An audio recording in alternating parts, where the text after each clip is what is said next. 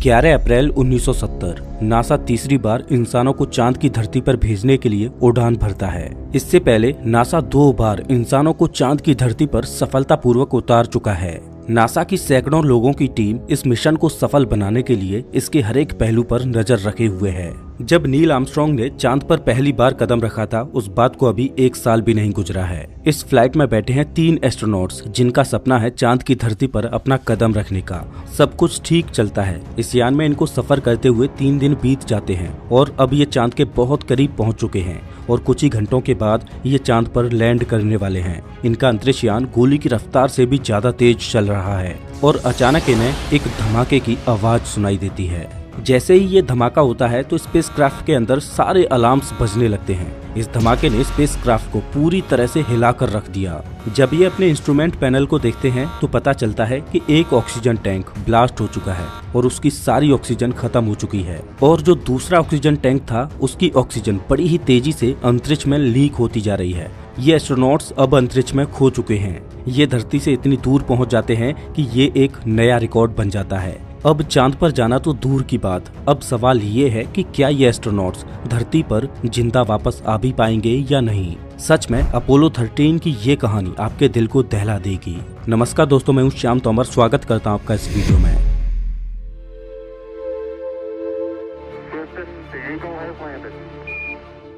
20 जुलाई 1969 को अपोलो 11 के astronauts Neil Armstrong और बज ऑल्ड्रिन ने जब पहली बार चांद की धरती पर कदम रखा तो इंसानों के लिए वो एक बहुत बड़ी उपलब्धि थी।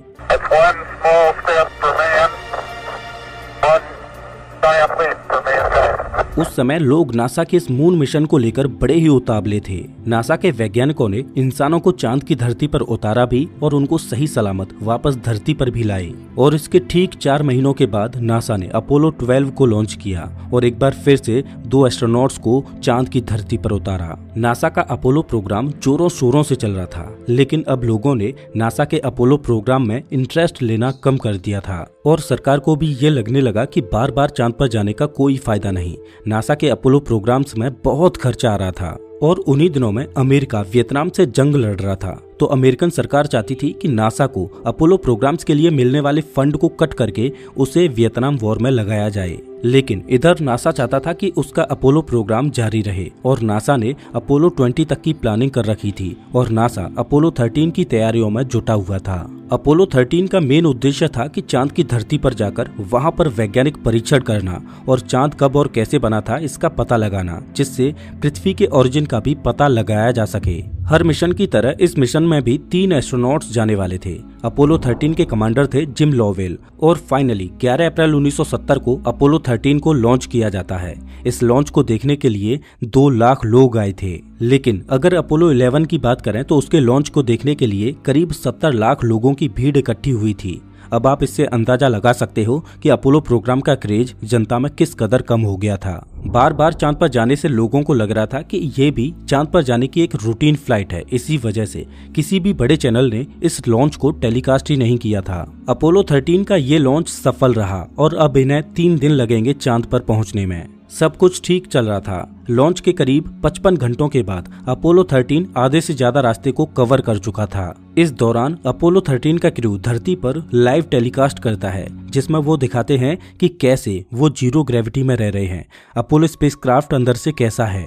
लेकिन इस ब्रॉडकास्ट को भी किसी भी चैनल ने नहीं दिखाया। मिशन के दौरान अपोलो 13 का क्रू धरती पर मौजूद मिशन कंट्रोल के संपर्क में रहता है। नासा का मिशन कंट्रोल अमेरिका के ह्यूस्टन शहर में था।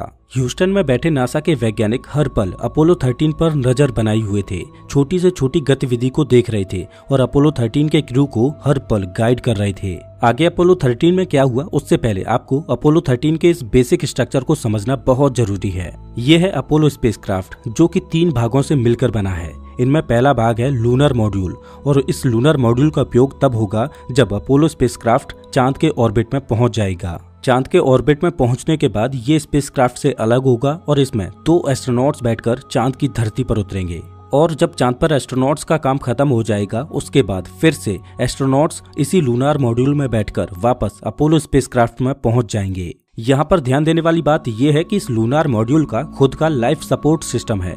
इसके द्वारा ये एस्ट्रोनॉट्स को चांद पर उतरने से लेकर वापस अपोलो यान में आने तक पावर और ऑक्सीजन इत्यादि की सप्लाई देता रहेगा। इस लूनार मॉड्यूल का बस इतना ही काम है। अगर देखा जाए तो लूनार मॉड्यूल को छोड़कर ये है मेन अपोलो स्पेसक्राफ्ट। ये 2 भागों से मिलकर बना है, जिसमें ये है कमांड मॉड्यूल। जो तीनों एस्ट्रोनॉट्स चांद पर जा रहे हैं वो इसी कमांड मॉड्यूल में बैठकर जा रहे हैं। इसी कमांड मॉड्यूल के द्वारा ही एस्ट्रोनॉट्स पूरे स्पेसक्राफ्ट को कंट्रोल करते हैं। इसी के अंदर वो सारे कंप्यूटर्स और नेविगेशन सिस्टम लगे हैं जिनके द्वारा अपोलो स्पेसक्राफ्ट धरती से मिशन कंट्रोल के संपर्क में है। आप इस कमांड मॉड्यूल को अपोलो स्पेसक्राफ्ट का दिमाग बोल सकते हो। लेकिन अपोलो स्पेसक्राफ्ट का जो तीसरा जरूरी भाग है वो है सर्विस मॉड्यूल। आप सर्विस मॉड्यूल को अपोलो स्पेसक्राफ्ट का दिल बोल सकते हो, क्योंकि सर्विस मॉड्यूल कमांड मॉड्यूल के लिए लाइफ सपोर्ट का काम करता है। कमांड मॉड्यूल में बैठे एस्ट्रोनॉट्स को जिंदा रखने के लिए जो जरूरी चीजें हैं जैसे इलेक्ट्रिसिटी, ऑक्सीजन, पानी इत्यादि, ये सभी सर्विस मॉड्यूल के द्वारा ही कमांड मॉड्यूल में पहुंचते हैं। इस सर्विस मॉड्यूल में एक इंजन भी लगा है जिसके द्वारा ये एस्ट्रोनॉट्स चांद पर पहुंचेंगे और अपने पाथ को सेट करके वापस धरती पर भी आएंगे। आप ये समझ लो कि बिना इस सर्विस मॉड्यूल के चांद पर जाना तो बहुत दूर की बात, वापस धरती पर भी नहीं आया जा सकता। जैसा कि अभी मैंने आपसे बोला था कि आप सर्विस मॉड्यूल को अपोलो स्पेसक्राफ्ट का दिल बोल सकते हो, और अगर इस दिल में ही हार्ट अटैक आ जाए तो क्या होगा। कुछ ऐसा ही हुआ था अपोलो 13 के साथ। ये जो सर्विस मॉड्यूल है उसने ही काम करना बंद कर दिया था। दरअसल ब्रॉडकास्ट खत्म करने के करीब 7 मिनट बाद जब अपोलो का क्रू सोने के लिए जा रहा था, तब उसे ह्यूस्टन में मौजूद मिशन कंट्रोल से एक जरूरी काम करने के लिए बोला जाता है। मिशन कंट्रोल ने अपोलो के क्रू से ऑक्सीजन टैंक में लगे फैन को ऑन करके लिक्विड ऑक्सीजन को स्टीयर करने के लिए कहा। दरअसल स्टीयर का मतलब होता है किसी लिक्विड को आपस में मिलाना। दरअसल जब भी कोई स्पेस मिशन भेजा जाता है तो उसमें ऑक्सीजन और हाइड्रोजन इत्यादि गैस को लिक्विड फॉर्म यानी तरल रूप में कन्वर्ट करके भेजा जाता है। ऑक्सीजन इत्यादि को लिक्विड फॉर्म में भेजने का फायदा ये होता है कि कम जगह में ज्यादा गैस को भरा जा सके। अब अंतरिक्ष में टेम्परेचर इतना कम होता है कि ये लिक्विड ऑक्सीजन जमने लगती है, तो इस वजह से ऑक्सीजन टैंक में एक फैन लगाया जाता है जिसकी सहायता से ऑक्सीजन की बनने वाली परतों को आपस में मिलाया जाता है ताकि ऑक्सीजन हमेशा एक समान अवस्था में बनी रहे। और ये एक रूटीन प्रोसेस है जिसको कुछ घंटों के अंतराल पर हर बार करना पड़ता है। मिशन कंट्रोल ने अपोलो 13 के क्रू से इसी रूटीन प्रोसेस को करने के लिए कहा। जैसे ही जैक स्विगर्ट ने ऑक्सीजन टैंक में मौजूद फैन को चालू करने के लिए क्रायोस्टीयर के स्विच को दबाया, वैसे ही ऑक्सीजन टैंक 2 में शॉर्ट सर्किट की वजह से एक स्पार्क पैदा होता है और ऑक्सीजन टैंक 2 ब्लास्ट हो जाता है। ये ब्लास्ट इतनी जोर से होता है कि सर्विस मॉड्यूल का एक साइड से करीब 13 फीट का पैनल उखड़कर बाहर निकल जाता है। जैसे ही ये ब्लास्ट होता है वैसे ही अपोलो स्पेसक्राफ्ट के सभी अलार्म्स एक साथ बजने लगते हैं। इधर ह्यूस्टन में बैठे मिशन कंट्रोल के कंप्यूटर्स पर अजीब तरह की रीडिंग्स दिखाई देने लगती हैं। मिशन कंट्रोल को उन रीडिंग्स पर विश्वास नहीं हो रहा था। तभी अपोलो का क्रू मिशन कंट्रोल से बोलता है। सर्विस मॉड्यूल में 3 फ्यूल सेल्स लगे थे जिनकी मदद से अपोलो स्पेसक्राफ्ट में बिजली की सप्लाई की जा रही थी, लेकिन इस धमाके की वजह से 3 में से 2 फ्यूल सेल्स खत्म हो गए। अब स्पेसक्राफ्ट को केवल एक ही फ्यूल सेल से पावर मिल रही थी जो कि स्पेसक्राफ्ट को चलाए रखने के लिए पर्याप्त नहीं थी। इसके बाद एस्ट्रोनॉट्स के सामने एक और नई प्रॉब्लम खड़ी हो गई। दरअसल ब्लास्ट में एक ऑक्सीजन टैंक तो बिल्कुल ही खत्म हो चुका था, लेकिन एस्ट्रोनॉट्स को दूसरे ऑक्सीजन टैंक की रीडिंग तेजी से नीचे गिरती हुई नजर आ रही थी। एस्ट्रोनॉट्स को समझ नहीं आ रहा था कि ये क्या हो रहा है, लेकिन तभी जिम लोवेल खिड़की की ओर देखते हैं तो उन्हें दिखाई देता है कि ऑक्सीजन टैंक 1 से बड़ी ही तेजी से ऑक्सीजन अंतरिक्ष में रिसती जा रही है। परेशानी ये थी कि सर्विस मॉड्यूल में केवल 2 ही ऑक्सीजन टैंक थे, जिनमें से एक पूरी तरह से खत्म हो चुका था और दूसरा खत्म होने की कगार पर था। ये ऑक्सीजन एस्ट्रोनॉट्स और पूरे कमांड मॉड्यूल को जिंदा रखने के लिए बहुत जरूरी थी। एस्ट्रोनॉट्स को श्वास लेने के लिए भी ऑक्सीजन की जरूरत थी और बिजली और पानी को बनाने के लिए भी ऑक्सीजन की जरूरत थी। अब ऐसे हालातों में चांद पर जाना तो बहुत दूर की बात। मिशन कंट्रोल के सामने सबसे बड़ी परेशानी ये थी कि इन एस्ट्रोनॉट्स को अब वापस धरती पर कैसे लाया जाए। ये पृथ्वी से इतनी दूर थे कि अगर इनको पृथ्वी पर वापस लाया भी जाएगा तो इन्हें अभी भी करीब 4 दिन और लग जाएंगे। क्या इतने दिनों तक एस्ट्रोनॉट्स बिना बिजली, पानी और ऑक्सीजन के सरवाइव कर पाएंगे? और अंतरिक्ष की जमा देने वाली ठंडी का क्या, इसको वो कैसे झेल पाएंगे? क्योंकि पावर सप्लाई खत्म होने की वजह से अब स्पेसक्राफ्ट के हीटर भी बंद पड़े हैं और अंतरिक्ष इतनी भयानक जगह है जहां पर इन्हें बचाने के लिए कोई रेस्क्यू मिशन भी नहीं भेजा जा सकता। और ऐसे किसी रेस्क्यू मिशन को भेजा भी जाएगा तो उसकी तैयारियों में ही 3 से 4 महीनों का समय लग जाएगा। अपोलो 13 को वापस लाने के लिए मिशन कंट्रोल ने एक प्लान बनाया। हालांकि ये प्लान काम करेगा या नहीं ये कोई नहीं जानता, लेकिन इसके अलावा मिशन कंट्रोल के पास कोई और रास्ता था भी नहीं। अब चूंकि सर्विस मॉड्यूल के फेलियर से कमांड मॉड्यूल किसी काम का नहीं बचा था, इस वजह से मिशन कंट्रोल ने अपोलो 13 के क्रू को लूनार मॉड्यूल में बैठने के लिए कहा। लेकिन यहाँ पर एक और परेशानी थी कि इस लूनार मॉड्यूल को कुछ इस तरह से बनाया गया था कि इसमें केवल 2 एस्ट्रोनॉट्स 20 घंटों तक ही बैठ सकते थे। लेकिन अब इसमें ये 3 एस्ट्रोनॉट्स लगभग 4 दिनों तक बैठेंगे और इसे एक लाइफ बोट की तरह इस्तेमाल करेंगे। अपनी सप्लाईज और बिजली को बचाने के लिए इन एस्ट्रोनॉट्स को मिशन कंट्रोल की ओर से एक इंस्ट्रक्शन मिलता है कि स्पेसक्राफ्ट में मौजूद जितनी भी गैर जरूरी चीजें हैं उनको बंद कर दें, ताकि पावर को धरती पर री एंट्री के लिए बचाया जा सके। पीने के लिए पानी लिमिटेड था, तो एस्ट्रोनॉट्स को पूरे दिन में सिर्फ 1 गिलास पानी पीने के ही इंस्ट्रक्शंस मिले थे। हालांकि इन एस्ट्रोनॉट्स को सिर्फ 2 से 2.5 दिनों में धरती पर वापस लाया जा सकता है। इसके लिए इनको अपोलो स्पेसक्राफ्ट को यू टर्न लेकर वापस धरती की ओर मोड़ना होगा। लेकिन इसके लिए इन्हें सर्विस मॉड्यूल के मेन इंजन को चालू करना पड़ेगा। लेकिन मिशन कंट्रोल इस बात से चिंतित था कि सर्विस मॉड्यूल में कितना डैमेज हुआ है ये कोई नहीं जानता। इस वजह से कहीं ऐसा ना हो कि मेन इंजन को चालू करते ही पूरा स्पेसक्राफ्ट ही ब्लास्ट कर जाए। इस परेशानी को ध्यान में रखते हुए सर्विस मॉड्यूल के मेन इंजन को चालू न करने का ही फैसला लिया गया और अपोलो यान को धरती पर लाने के लिए एक दूसरे और लंबे रास्ते को चुना गया। ये अपोलो यान चांद की धरती पर जाएगा और चांद के पीछे से उसकी परिक्रमा करते हुए चांद की ग्रेविटी की सहायता लेकर एक स्लिंग शॉट की तरह वापस धरती की ओर आएगा। क्योंकि जब सर्विस मॉड्यूल में धमाका हुआ था तो उसकी वजह से अपोलो स्पेसक्राफ्ट अपने पाथ से थोड़ा भटक जाता है। तो सबसे पहले तो अपोलो स्पेसक्राफ्ट को उस सही पाथ पर लाया जाए जिस पर चलकर वो चांद की परिक्रमा करके धरती की ओर आ सके। तो मिशन कंट्रोल के पास सिर्फ एक ही रास्ता था, क्यों ना लूनार मॉड्यूल के इंजन को चालू करके स्पेसक्राफ्ट के पाथ को फिक्स किया जाए। हालांकि लूनार मॉड्यूल के इंजन को इस काम के लिए बनाया ही नहीं गया था कि इसको बार बार चालू करके बंद किया जा सके, लेकिन इसके अलावा कोई और ऑप्शन था ही नहीं। पहली बार लूनार मॉड्यूल के इंजन को चालू किया जाता है और अपोलो स्पेसक्राफ्ट तय किए रास्ते पर चांद के पीछे पहुंच जाता है और लूनार मॉड्यूल के इंजन को बंद किया जाता है। अब ये एस्ट्रोनॉट्स धरती से इतने दूर आ चुके थे कि ये एक नया रिकॉर्ड बन जाता है। ये एस्ट्रोनॉट्स धरती से करीब 4 लाख किलोमीटर से भी ज्यादा दूर पहुंच चुके थे। अभी तक अपोलो 13 मिशन में कोई भी रुचि नहीं ले रहा था, लेकिन अब अपोलो 13 एक सनसनी खबर बन जाता है।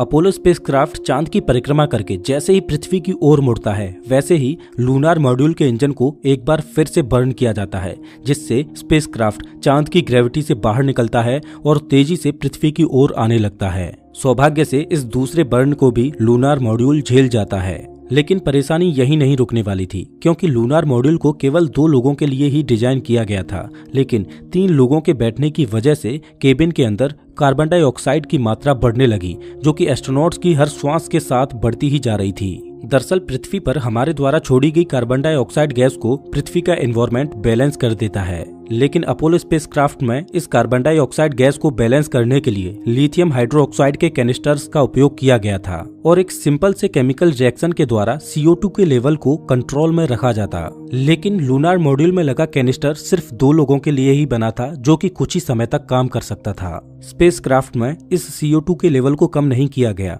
तो ये तीनों एस्ट्रोनॉट्स कुछ ही देर में अपना दम तोड़ देंगे। लेकिन सौभाग्य से अच्छी खबर ये थी कि बंद पड़े कमांड मॉड्यूल में एक बड़ा कैनिस्टर बॉक्स लगा था। लेकिन परेशानी ये थी कि लूनार मॉड्यूल में लगे कैनिस्टर और कमांड मॉड्यूल में लगे कैनिस्टर्स को अलग अलग कंपनियों ने बनाया था। इस वजह से दोनों की ही डिजाइन अलग अलग थी। धरती से मिशन कंट्रोल ने एस्ट्रोनॉट्स को गाइड किया और स्पेसक्राफ्ट में मौजूद चीजों से जुगाड़ करके उन्होंने इस परेशानी को भी सॉल्व कर लिया और CO2 का लेवल नीचे गिरने लगा। ह्यूस्टन में मौजूद वैज्ञानिकों को लगा कि इन एस्ट्रोनॉट्स का नींद लेना बहुत जरूरी है, ताकि इनका दिमाग सही तरह से काम करता रहे।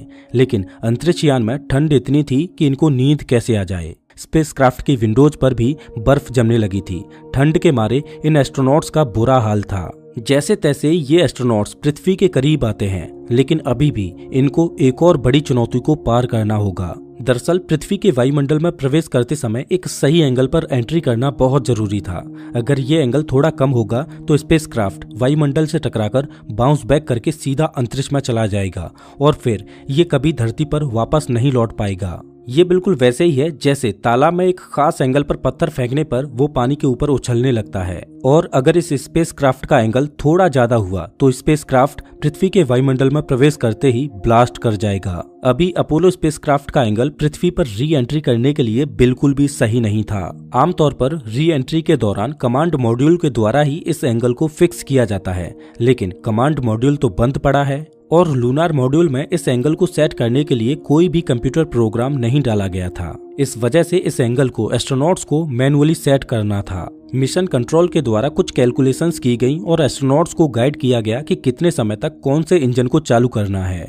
2 एस्ट्रोनॉट्स ने कंट्रोल्स को संभाला और एक एस्ट्रोनॉट की नजर घड़ी पर थी और तीसरी बार लूनार मॉड्यूल के इंजन को चालू किया जाता है। सौभाग्य से इस तीसरे बर्न को भी लूनार मॉड्यूल का इंजन झेल जाता है और एस्ट्रोनॉट्स ने री एंट्री के एंगल को भी फिक्स कर लिया। अब एस्ट्रोनॉट्स के लिए अग्नि परीक्षा की घड़ी आ चुकी थी। री एंट्री के लिए उन्हें कमांड मॉड्यूल में वापस जाना जरूरी था, क्योंकि केवल कमांड मॉड्यूल को ही री एंट्री के लिए डिजाइन किया गया था। इसके ऊपर हीट शील्ड लगी थी। अच्छी बात यह थी कि री एंट्री के लिए पावर बचाने के लिए कमांड मॉड्यूल को बहुत पहले ही बंद कर दिया था, जिस वजह से री एंट्री के लिए कमांड मॉड्यूल में रखी बैटरीज में पर्याप्त पावर थी। एस्ट्रोनॉट्स कमांड मॉड्यूल में आते हैं और उसे चालू करते हैं और सर्विस मॉड्यूल को कमांड मॉड्यूल से अलग कर देते हैं। जब सर्विस मॉड्यूल अलग हुआ तो एस्ट्रोनॉट्स ने देखा कि सर्विस मॉड्यूल में कितना बड़ा डैमेज हुआ था। एस्ट्रोनॉट्स ने डैमेज हुए सर्विस मॉड्यूल की कुछ तस्वीरें भी ली। अब समय आ गया था लूनार मॉड्यूल को भी अलविदा कहने का, जिसने अभी तक एस्ट्रोनॉट्स की जान बचाई। आमतौर पर एस्ट्रोनॉट्स इस लूनार मॉड्यूल को चांद के ऑर्बिट में छोड़कर ही आ जाते हैं, लेकिन इस मिशन में इस लूनार मॉड्यूल ने एक अलग रोल निभाया। इस वजह से इसे पृथ्वी तक लाना पड़ा और कमांड मॉड्यूल से लूनार मॉड्यूल भी अलग हो जाता है। अब इस मिशन का आखिरी पड़ाव बचा था, जो कि सबसे खतरनाक था। इस कमांड मॉड्यूल को पैसिफिक ओशियन में लैंड करना है, जहां पर यूएस नेवी के जहाज इन एस्ट्रोनॉट्स का इंतजार कर रहे हैं। लेकिन ह्यूस्टन में बैठे वैज्ञानिकों को कुछ चिंताएं सता रही थीं कि कहीं ऐसा तो नहीं कि उस धमाके की वजह से कमांड मॉड्यूल की हीट शील्ड डैमेज हो गई हो। अगर ऐसा होगा तो कमांड मॉड्यूल पृथ्वी के वायुमंडल में प्रवेश करते ही ब्लास्ट कर जाएगा। और दूसरी चिंता ये थी कि अंतरिक्ष की कड़कड़ाती ठंडी की वजह से कहीं कमांड मॉड्यूल के पैरासूट जम तो नहीं गए, और क्या पैरासूट समय पर खुलकर कमांड मॉड्यूल की रफ्तार को कम कर पाएंगे या नहीं। और वैज्ञानिकों की तीसरी चिंता ये थी कि जब ये एस्ट्रोनॉट्स पृथ्वी के वायुमंडल में प्रवेश करेंगे तो 2 से 3 मिनट के लिए उनसे संपर्क टूट जाएगा, तो उन्हें पता कैसे चलेगा कि एस्ट्रोनॉट्स के साथ क्या हुआ। फाइनली कमांड मॉड्यूल पृथ्वी के वायुमंडल में प्रवेश करता है और वायुमंडल अपना असर दिखाने लगता है। कमांड मॉड्यूल आग के एक गोले में तब्दील हो जाता है और अचानक ही कम्युनिकेशन ब्लैकआउट होता है। इन एस्ट्रोनॉट से मिशन कंट्रोल का संपर्क टूट जाता है। उम्मीद की जा रही थी कि अगले 3 मिनट बाद एस्ट्रोनॉट से फिर से संपर्क किया जा सकेगा, लेकिन 3 मिनट बाद एस्ट्रोनॉट्स की ओर से कोई जवाब नहीं आया। कुछ सेकेंड्स और गुजरते हैं, फिर भी कोई जवाब नहीं आया। ह्यूस्टन में मौजूद वैज्ञानिकों के साथ साथ धरती पर मौजूद सभी लोगों की सांसें थमी हुई थीं। 10 सेकेंड्स गुजरते हैं, 30 सेकेंड्स और गुजर जाते हैं और 1 मिनट भी गुजर जाता है, लेकिन कोई जवाब नहीं आता। चारों ओर सन्नाटा छाया हुआ है। आखिर इन एस्ट्रोनॉट्स के साथ क्या हुआ? क्या हीट शील्ड सही सलामत थी? क्या पैरासूट समय पर खुले होंगे? 1 मिनट 20 सेकेंड गुजर जाते हैं, लेकिन जवाब नहीं आता। फाइनली कम्युनिकेशन ब्लैकआउट के 4 मिनट 27 सेकेंड्स बाद एस्ट्रोनॉट से संपर्क होता है। ये तीनों एस्ट्रोनॉट्स सही सलामत धरती पर वापस आ चुके हैं। चारों ओर खुशी की लहर दौड़ जाती है। नासा का ये अपोलो 13 मिशन एक फेलियर होने के बाद भी इतिहास के पन्नों में अपनी जगह बना लेता है और इस मिशन को एक सक्सेसफुल फेलियर का दर्जा मिलता है। इस मिशन के बाद भी नासा के अपोलो प्रोग्राम जारी रहते हैं और अपोलो 17 वो आखिरी मिशन था जब नासा आखिरी बार चांद पर गया था। सच में अपोलो 13 की कहानी दिल को दहला देती है, लेकिन अपोलो 13 की इस घटना से करीब 60 साल पहले अटलांटिक महासागर में एक ऐसी घटना घटी थी जिसमें 1500 से ज्यादा लोग देखते ही देखते समुद्र की गोद में समा गए। कभी न डूबने वाले जहाज टाइटैनिक ने अपने पहले ही सफर पर ऐसा ग्रहण लगाया कि वो घटना आज भी लोगों के दिल को दहला देती है। टाइटैनिक की कहानी को आप स्क्रीन पर दिख रही इस वीडियो में देख सकते हो। मैं आपको वहीं मिलता हूँ।